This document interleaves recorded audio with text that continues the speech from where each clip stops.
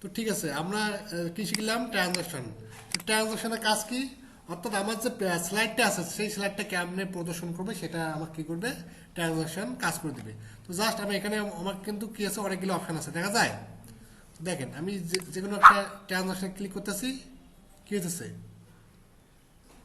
আমার স্লাইডটা শো করতেছে, দেখেন। এটা দিলাম, এই যে আমার সাথে সাথে কি হচ্ছে, একটা শব্দ হচ্ছে। কেন শব্দ হচ্ছে বলেন তো? এই যে আমার এখানে কি হচ্ছে, সাউন্ড দেওয়া আছে, দেখা যায়।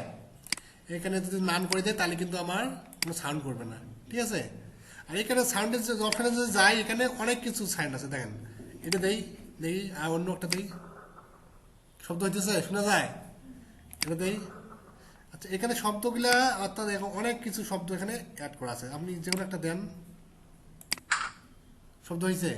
তো আপনি এভাবে আর কি শব্দ অ্যাড করতে পারেন। যদি না চান তাহলে কি করবেন, এখানে নাম করে দেবেন, ঠিক আছে। ওকে, ট্রানজাকশনের কাজ দেখছি আমরা। তো ট্রানজাকশন কোথায় পাবো? এইখানে যে আমাদের মেনু বার আছে, মেনু বারের মধ্যে কি কোথায় আছে, ট্রানজাকশন নামে একটা মেনু আছে, ঠিক আছে, দেখা যায়। যখন আমি এই মেনুতে ক্লিক করলাম, মেনু ক্লিক করার সাথে সাথে আমাকে কি করতে হবে?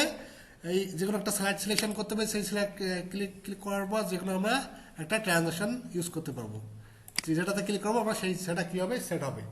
তো এখানে আমরা দেখি apply to all. Apply to all বলতে কি বুঝি? এখানে যদি আমার 10টা স্লাইড থাকে, 10টা স্লাইডে আমার কি হবে, এই ট্রানজাকশনটা অ্যাড হবে, একই ট্রানজাকশন থাকবে। ক্লিয়ার? বুঝতে পাইছি?